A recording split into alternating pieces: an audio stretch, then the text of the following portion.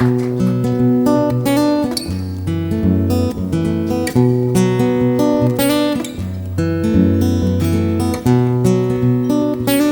and gentlemen, this is the Pan-African debate which happens at Fairway Hotel every other Friday from 5 p.m. to 9 p.m. I'm glad this evening to have hosted you and a number of other VIPs amidst us. Kenya's President Uhuru Kenyatta was actually exonerated by ICC, and I could hear a lot of ululations and jubilations from Kenyans that their man has been exonerated. Ladies and gentlemen, Uhuru Kenyatta is just one of those people that have been for a long time battling with cases. Most of them are still in. Baru Abgada was indicted in South Sudan.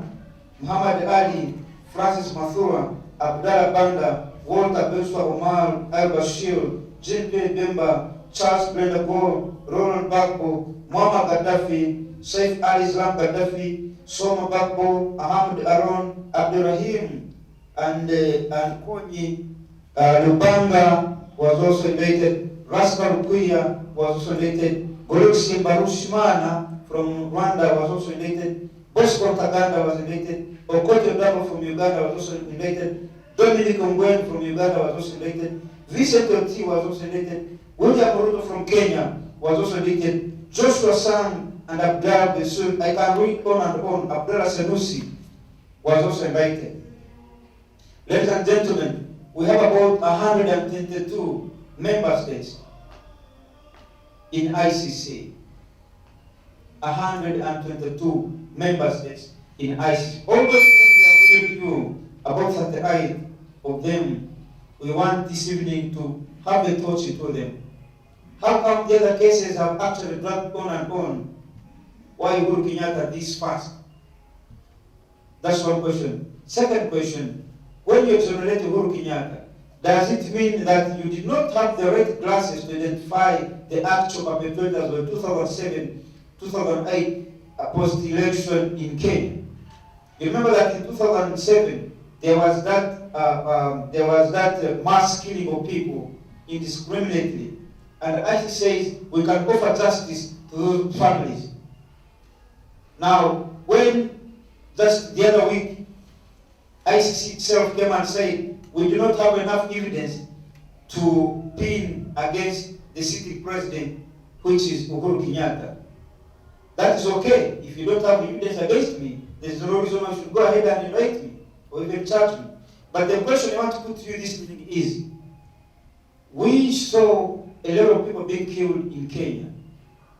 That is a fact.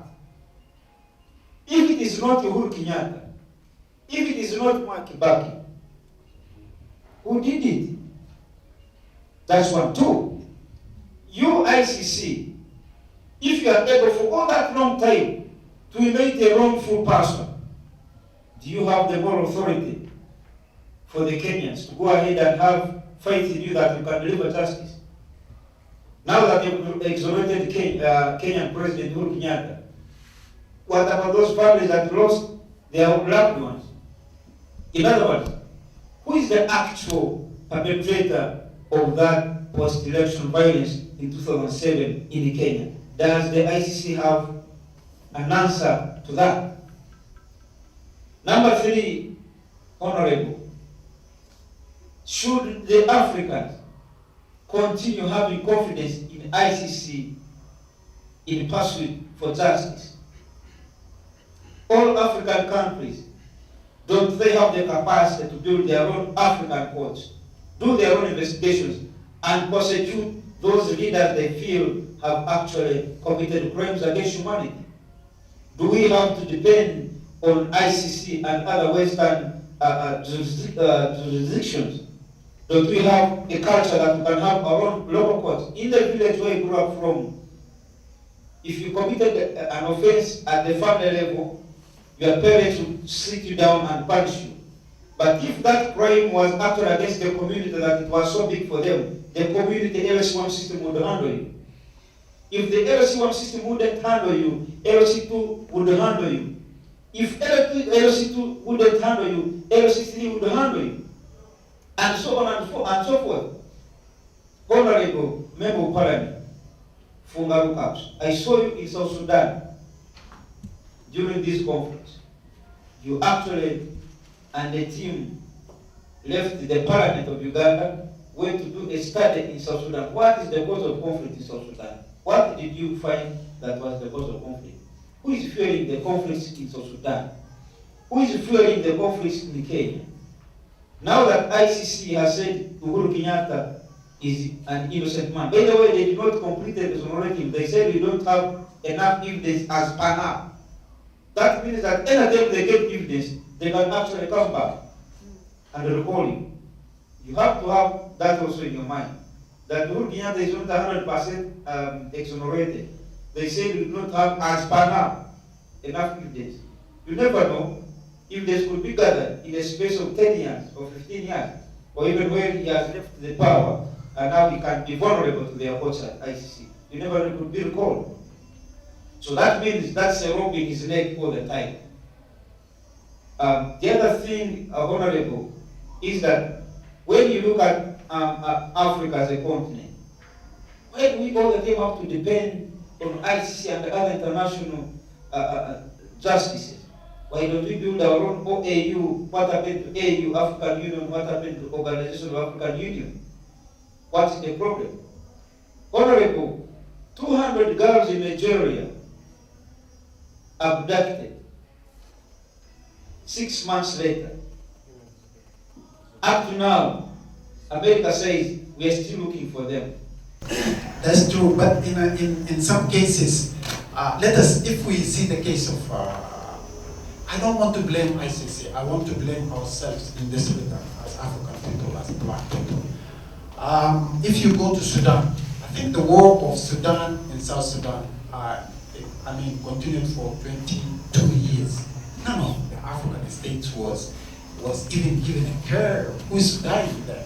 They never asked. They didn't even ask what is the problem, what is the problem between who and who.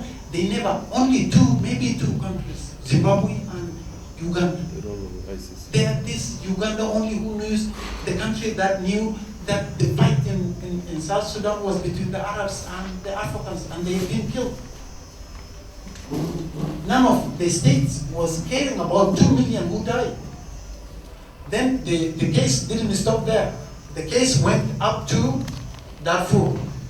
Darfur, the Omar al-Bashir, he recruited Arab Janjaweed militias, and they exterminated all the people in Darfur. They killed them, they killed women, raped, even the children. You know, can you kill a child who is supposed to be born tomorrow? Just you cut the body of the woman and see if he is a boy or a child or a girl. If he is a boy, you're going to kill him. That is the situation that was happening in Sudan. So what did Africa do? What was the role of African leaders? What was the role of African elites? What was the role of African people in general to stop the genocide? The case not only that. Let us see what will happen in Rwanda. Yes, all these problems, I blame the West. Even the South Sudan current problem, it is the West that creates. They are the one who are creating the problems, and they are the one to come to resolve them. That is the situation in Africa. But what is our role as African people to protect our own civilians? What is the role of African leaders, elites, to protect the vulnerable civilians from the dictatorships or any atrocities or the rapes that might be committed against them? As I call the Honorable Caps Fungaru Hassan, Member of Parliament of Bongi and the Shadow Minister for Security. Thank you so much. A big round of applause for the Honorable. Thank you very much, the chairman or moderator for this debate. My name is Andrew Irumba, Honorable, and I'm addressed as the speaker. The speaker, the speaker, Andrew Irumba. Thank you very much for first inviting me for this debate and giving me the opportunity to make my presentation or my views known on this subject matter of tonight. First and foremost, As some of you may be aware, I'm a Pan-Africanist, and it is through the Pan-African movement that I got baptized into politics by the then leader, Secretary General of the Global Pan-African Movement, Dr. Tajuddin, a man from Nigeria.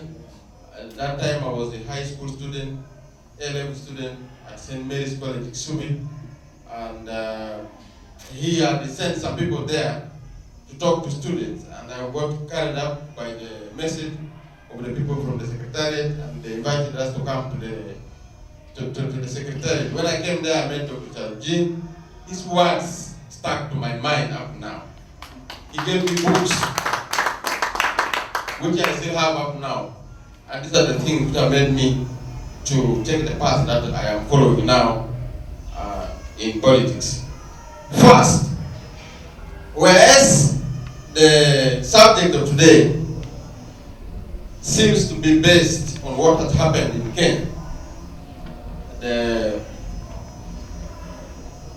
accusation against His Excellency Uhuru Kenyatta in as far as crimes against humanity resulting from the violence that followed the elections in which he contested for presidential position in Kenya. This question of the ICC is broad. It covers many countries, including Uganda, South Sudan, Central African Republic, to mention Congo, to mention but a few. So we shall discuss here not only the issue of Kenya, but also the ICC as a whole, the issue of crimes and crimes against humanity, war crimes, these kind of things. First and foremost, I'm not saying here that there were no crimes committed in Kenya during the violence that followed the elections. I'm not saying there were no people killed during the violence that followed the elections. What I'm saying here is that the entity called the ICC, put in charge of trying those who were implicated, either correctly or wrongly, is not the correct choice. The ICC is not the correct choice to try anybody for crimes of this category here in Africa. In my view, first the ICC should be changed, the name should be changed. Instead of calling it International Criminal Court, maybe you could have called it African Criminal Court. Because there are people from the other parts of the world who fit within the definition of international. And we know they have committed crimes. Even any uninitiated person knows. Honorable, could you be in position to mention a few? Yeah, I'm coming. There are also war crimes.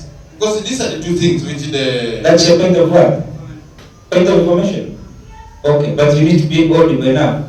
It's you people who domesticate these laws. These are international laws that you people always domesticate in our countries. That we will force these things to be taken to the ICC. If you had not done that, it means the cases will still be heard within our countries. So it's the legislative body that domesticate that thing. So it's our brain still. Okay. The United States of America has fought wars all over the world. And there are cases where human rights abuses have been documented. Today, if you open the TV, popular TV channels giving international news, including even their own, the CNN, Al Jazeera, which is from the Arab side of the world, and CCTV of the Chinese, there is a talk about crimes committed, torture of people in Guantanamo Bay, or the use of wrong methods of investigation involving torture of human beings by the CIA. Those are some of the examples which you can outright use here to say the United States of America has committed some crimes against humanity. Many But who has been indicted in the United States of America by the ICC? Nobody. The US has not ratified the treaty of the ICC. It's not a member. Now, go to Israel. The issue of the war between the Palestinians and the Israelis, even if you are not a judge, as long as you are a human being, if you watch on TV what happens in Palestine, vis-a-vis the conflict in Israel, you can see that there is a problem there, yeah. Which will qualify people to be taken to the ICC. But the ICC has not given us any name of a person they indicted from Israel. And also crimes in Israel committed by people fighting against Israel. A human being is a human being. Humanity is humanity. Humanity in Israel, humanity in Palestine.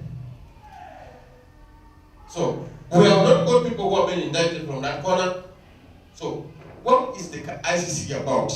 Is it all about Africa? Is it all about crimes committed by Africans? If so, yes, why don't we call it African Criminal Court? And then we bring it to Uganda, or take it to Kenya or South Sudan. So that Ugandans, Kenyans, South Sudanese, etc. are the ones trying themselves for the crimes that are committed. You can make a supplement there. I want to supplement on the President's standpoint, Africa versus ICC. By the matter of fact, he mentioned when he was at the Independence Day of Kenya that he would move a motion in the next UN meeting for all African nations to resignate from the ICC. It is a system which has been created, a false system. So for me, I am saying all these underlying grounds are the ones which create things which the ICC later on comes to talk about as crimes against humanity, war crimes. So we go back to the base, create a good atmosphere for free and fair elections, create a true patriotism. Not this one which is taught in classrooms and not practiced outside. Kenyans should go back to the drawing board and see the best way to heal the wounds that have already been inflicted in the hearts and minds of the people of Kenya. Kenyans should find a way of self-regeneration, a way of reorganizing themselves to live a happy life. Actually, Kenya today is more disturbed not only because of this election problem. Tonight, my brothers here, you will all agree with me that ICC was created to be a watchdog for Africa. It's not a global thing. So that is in your perception. in my perception, yeah. Okay. No, just a minute. I agree with you if you say in my perception. I second to her. You support her? I second, yes. Okay, go ahead. Okay, So that in is- her perception and that of Mr. Akile Justice, ICC is a watchdog for Africa. Yeah, that is in my perception, and those in the house who agree with me. I wanted to differ a little bit. When I always keep thinking about this ICC, I ask myself some questions. I wondered whether Africa cannot do without the Western countries. There is a big problem. When I got deep into analysis why Africa is always watched by the Western, it takes me back to the history, the African history. The African history, we all know. What I know the best is in Ethiopia. Ethiopia is the only African country that was not colonized. But all the African countries were colonized. Because the white man came, divide and rule. That was the motto. The cross came first. Religion came first. They came pretending that they were the earthly saints. That was not the case. They were just trying to calm down the Africans. Africa is a wonderful continent. It's full of diversity. But our diversity were used as a tool of destruction of Africa. It hurts me so much to see that. Africa, in fact, let me ask tonight, before the coming of these colonial masters, didn't we have peace in Africa? Didn't we have our own justice in Africa? Didn't we have our own ways of settling our cases and problems in Africa? I think we had. What went wrong then? It's the question tonight to the Africans and to all the Pan-Africanists. I was proud of Omar Bashir, who rejected the summoning of ICC. Actually, to me, is my icon. Why should a white man come and administer justice and judgment to the Africans? What was the essence of creating the African Union? It's just, it's like we are rendering African Union useless if we are ever really hearkening to the call to ICC.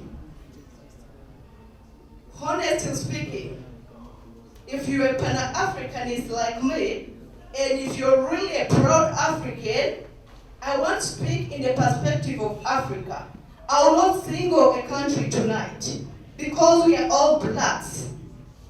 I am happy with Ethiopians who were not colonized. Actually, I don't know very much history about Ethiopia, but the best I know, it wasn't colonized. And these people, up to this time, English is a problem there. They don't speak English. First and foremost, these people stole from us. They came and brought in their Western cultures. They came and brought in their languages. They came and confused us. They robbed us from our cultures. They gave us their name. Yes, I'm proud today to be called Genevieve, but honestly speaking, when I think deeper, maybe with time I'll also just change my name, because why am I called Genevieve? Is Genevieve an African name anyway? That's the question that comes to me. But just to respect the parents who bore me, because they took me to church and decided to give me that name. But it's a question I always ask them, but why? I would have meant as Agwate and Berire. Those are two names that just enough to identify me. But okay, fine. Respect to the parents. I take on Genevieve. Who knows what the future is like for me? So I really do tonight disagree with ICC existence in Africa and in Kenya, because it has created more biasness towards the people of Africa. The international law, which is called Law of Dali, it is a Sudanese law from Western Sudan, which has become international law, which they study in. Today, those who are studying law, they will say Indian law and British law. British law and Indian law is extracted from the law of Dali. And the law of Dali does mean the tongue. That is laws by using the tongue. Yeah. So there is another point which you raised, that Ethiopia was not colonized. It was not colonized because all Africa fought for Ethiopia. So that's why the European colonization was not able to penetrate Ethiopia. Thank you. Now I will come to Mr. Ngabirano Bruno. Ngabirano Bruno, let's be very sensitive about our time this time. I was a bit lenient to the lady, since she's the first one to give that very interesting defense of her points in regard to ladies. How many minutes if I start speaking? I will give you 5 minutes. Please, I'll request for 8. No, I will give you 5, and then when the members agree with me, I'll add you 2 to wind up. Thank you very much. That's when the members agree with me. Okay. Okay. So, my name is Ngabirano Bruno. I'm the Secretary General for Pan-Africanism at Makerere University. That's very interesting. So, I'm not here to be what we may call emotional. We are here to speak facts and get the way forward for Africa. We're going to start from where it started. In 2002, after the Rome Statute in July, as the speaker has already noted, a draconian court was set up that it was meant, I think, mainly to try the third world countries and to keep as a means of surveillance on the progress and maybe the retardation, but which is not their main concern. The main concern is, I think, is to check the progress of African leaders by claiming to be bringing justice. We are going to analyze world events that require criminal action that have been silenced by the International Criminal Court. We're going to start with the attacking of Iraq. Women being raped, oil being looted, men being held prisoners, spending of dollars of the Americans without their consent, and sending their people to die for a cause that is not noble. In the name of punishing Iraqis, in the name of looting So, from governments. you're concerned for the American president spending their money there in America than here in Uganda? Of course, I will come to that. But in the first place, we must first analyze these Americans, much of, even our people, by the way, our people there are participating in contributing money to the Americans. Our black people, our black brothers are there contributing their money. And they are using it to fight things that are not there. Going to loot oil instead of using it to do other things that are saying they are going to look for weapons of mass destruction. And what they can find there are microphones, no more AK-47. So we are wondering, oh no, they have not withdrawn. We are going to Libya. In the name of democratization, countries which claim to be democratic, which have been holding the banner of justice, claim of justice, I mean that in quotes. Countries like Britain, sending their troops, or maybe sending their aeroplanes, or maybe assenting to the attack of Libya by NATO. Countries like Italy, which allowed to be used as an airfield to go and hit people who have determined themselves, who have used their resources well, to build themselves into a good luxury. We are wondering people like Sarkozy, where can they be brought to book? So we go back to Somalia. In 1993, after the Americans were defeated in Somalia, they tried to incriminate all Somalis. We are seeing that in Kenya. The Kenyans are being told to hit Somalis because the Somalis hit the Americans in 1993 and dragged them on the streets of Mogadishu. So we are wondering, Africa, we must do something else. We are looking at people like Taylor. Taylor has been sentenced to 50 years in prison for supporting a war which I will not say was just. But compared to somebody who is raising horses in Texas, somebody raising horses in Texas who participated in a war where thousands have died and the country has been destroyed, is raising horses and maybe pigs in Texas, while somebody who contributed to a war in Sierra Leone, which I may not call just, but which I cannot call as draconian as that one in Iraq, is serving 50 years. Can you imagine? Can you imagine this for justice? So we are saying no justice of taking Lubanga, of taking Bemba, Jean-Pierre to the International Criminal Court will bring back the lives of the Africans who died. And moreover, you ask yourself, where were these people getting their guns? You always think that these people, you wonder, who are sponsoring them? A war in the capitalist era is very costly. So it means the people who are criticizing them must be the ones sponsoring them. So we are saying the ICC is like the double-edged sword, which gives leniency maybe to the one holding it and punishes the same person, like the person who commits suicide with it. So we are saying the ICC, through some of its members, gives arms to these people and they commit crimes against humanity. Then the person on the other side and criticizes them and that fulfills its interest. So we are going to look at people like Omar Gbagbo. Gbagbo is a man who may be democratically or undemocratically keeps being president and taking the ICC. So we are wondering, you mean in America all votes have, all democracies have been going on well? Haven't you seen some irregularities of people like George Bush proclaiming that George Bush has stolen elections against John Kerry? What was it taken there? So should a mere election be called for international alarm? CIA is under interrogation, is under investigation for the system they use to interrogate the so-called terrorists. It is said under Bush's administration, these people dehumanized this to the lowest level. They tortured them. So Bush is supposed to be in the ICC. So we are saying, in the first place, we must look for our ways of leadership. Democracy has always proved to be a wrong side. It has always not delivered results. And two, we must analyze why did the Europeans take the path of democracy? We must analyze the historical causes. Are they the same as those in Africa? So, them coming to press on us the type of democracy that may not be applicable, our means of living, to our means of understanding leadership, we should also resist that democracy is not the alpha and omega of leadership. There are other means, which we must look that suit our means. So, we are saying that the ICC should open our eyes. We should see that we are not cohesive.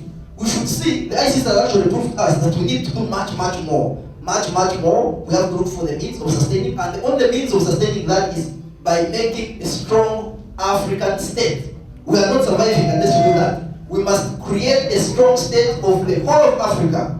The whole of Africa must unite. The whole of Africa must come together, create means of coercion of punishing people like Omar el-Bashir for creating crimes in Darfur rather than taking them to Darfur. In conclusion, I say, questioning about how Africa, I'm also asking my brother who said earlier that Africa fought for the whole of Ethiopia.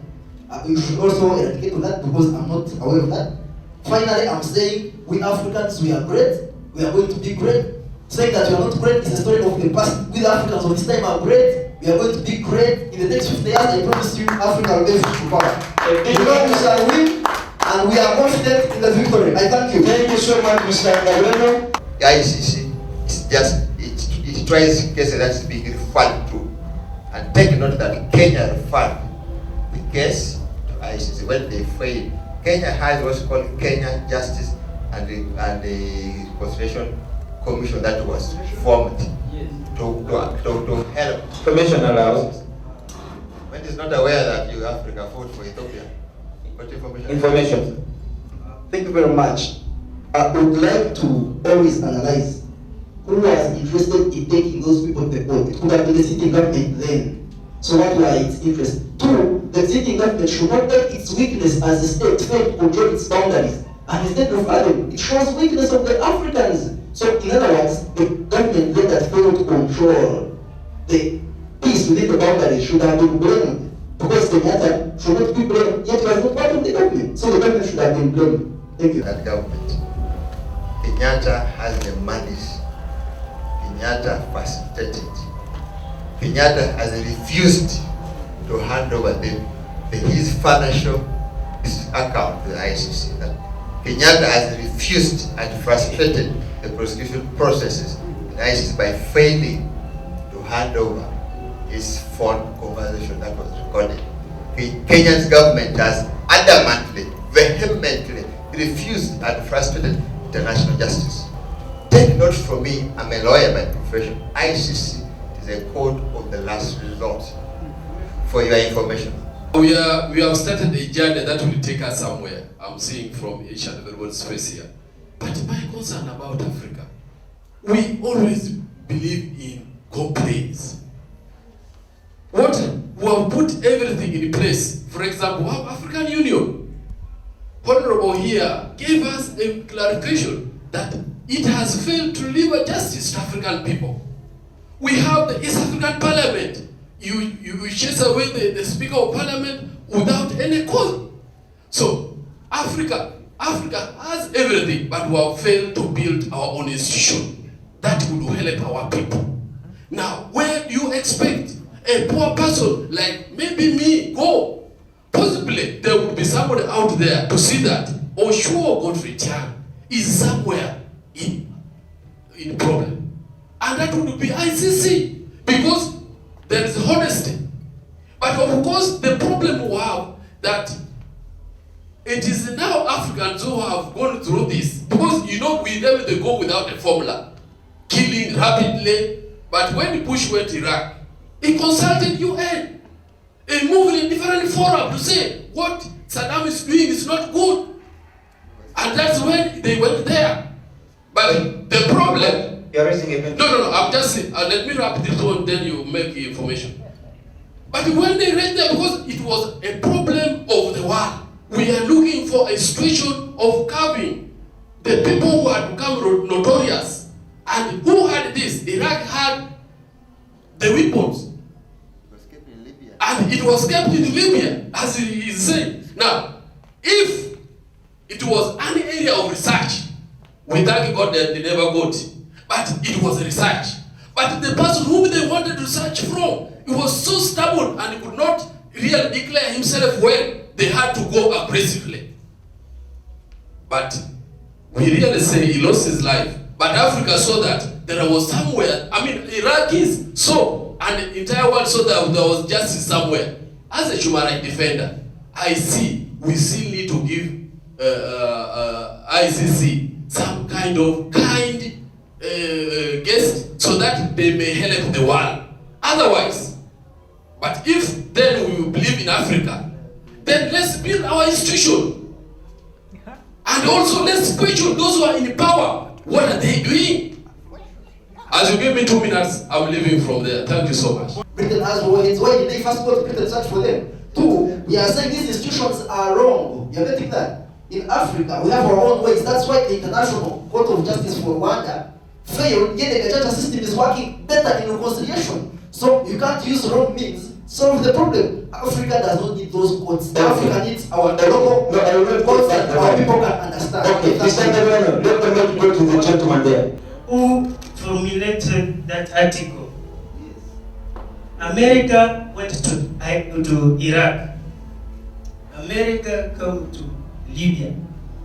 America also intervened in the problem of Islamic State.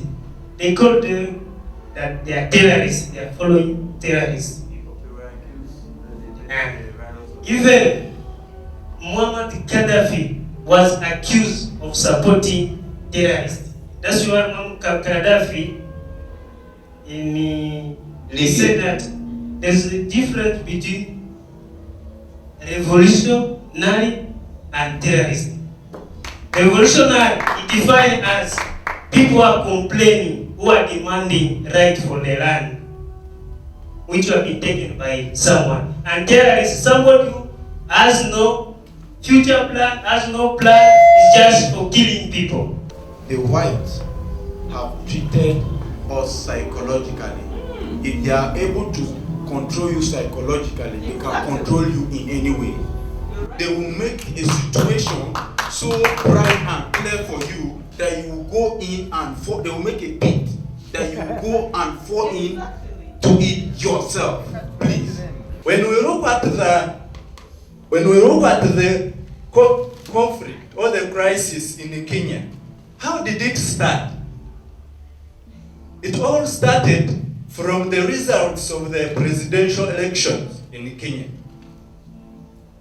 to which even the chairman of the Electoral Commission stood up and said, I declared the winner, but I do not know who actually won the elections. And what happened? It was shameful. In the middle of the night, a man of Kibaki's caliber, a full head of state at that time, being sworn in the middle of the night. And the Chief Justice came out and said, I had nothing to do but to perform the ceremony as I was requested to. Now, the next day, the loser, or the person who was declared loser, who in my opinion was the outright winner of the presidential election, went on radios and TV stations and said, all people who support me, please take to the streets and let us contest what has been declared and what has been committed against us. We cannot accept Kibaki as the president of the Republic of Kenya. And what happened? The Kalenjin, the Luo, and the other tribes went on a rampage to kill the Kikuyus because they are the same tribe as Kibaki. I don't know if you see the background of the conflict. What happened later was that the reports came out and they said that the top leaders of ODM, the Orange Democratic Party, which supported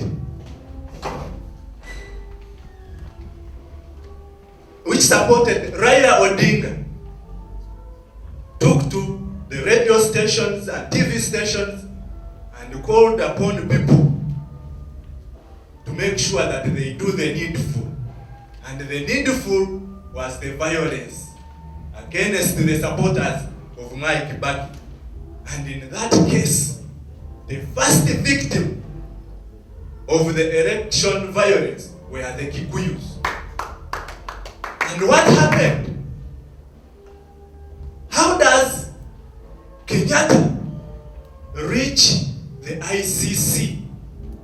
Kenyatta at that time was the president or the chairman of KANU, which wasn't even close to the election contest, because the contest was between PNU of Mwai Kibaki and ODM of Raila Odinga. And how does Kenyatta reach the ICC? Are you surprised that Raila Odinga was not invited? I'm coming. But we need to wind up, sir. That is where I'm going to wind up from after I've made my point on Kenyatta. The case is stated, the charge sheet says that Kenyatta financed and organized violence in Kericho and other parts of Kenya. And the main accusation comes in where they say that he funded the Mungiki sect to kill people. Now, the BBC reported in January 2008 that some members of the government contracted the Mungiki sect to protect the Kikuyu. Now, the Kikuyu, the Mungiki sect comes in to protect the Kikuyu who are being slaughtered by the members of ODM. How does ICC lose its relevancy as far as Kenya is concerned, in my view? That the charge sheet, the moment it came out, without having the topmost dogs of the crisis, namely, the first criminal or the first suspect should have been Mwai Kibaki. He was not anywhere in the charge sheet because at that time he was the head of state and he was supported by the United States. Now, the second suspect should have been Raila Odinga, but he was not brought on the charge sheet because at that time they looked at him as a person who was very, very close to coming into government, and therefore they could not charge him. And they looked for the underdogs. They looked for the likes of Kipsengei. They looked for the likes of Jomo Kenyatta, Uhuru Kenyatta, because for them, those were the small fish at that time. They never envisioned that at one time, Uhuru Kenyatta would be a head of state. And therefore, in my conclusion, the reason why the Kenyans even never thought about the ICC giving them justice was that the rightful perpetrators of the crisis were not named. And therefore, by them voting for Uhuru Kenyatta, they stated it categorically clear that we do not expect anything good from the ICC. It was a protest order. When you are talking about Kenyans being justified or given justice by ICC, International Criminal Court is a court. A court is a component of a state apparatus. This you are talking about as International Criminal Court, to which state apparatus does it belong? Are you not? There is no such a thing in the world as a global state apparatus. Do you know what a state apparatus is and its components? A state apparatus is having head of state, cabinet, judiciary, parliament, courts, police, prisons, army, councils at the local grounds. Do you have a state in the world which is globally owned by a certain class or political party, a global political party? Do you have a state a global state. When you talk about International Criminal Court, to which state does it belong globally so that it is an international criminal court? And who is that in whose hands this court is as a ruling class or a ruling party? And when we talk about crime, who is saying there's crime and what type of crime, from which point of view of which class in power? Thank you so much, ladies and gentlemen. And the Pan-African debate will be back next Friday when we discuss the economic future of Africa with Honorable Captain Mike Mkula. Thank you so much. My name is Irumba Kakusabe Andrew, and for now, I say now.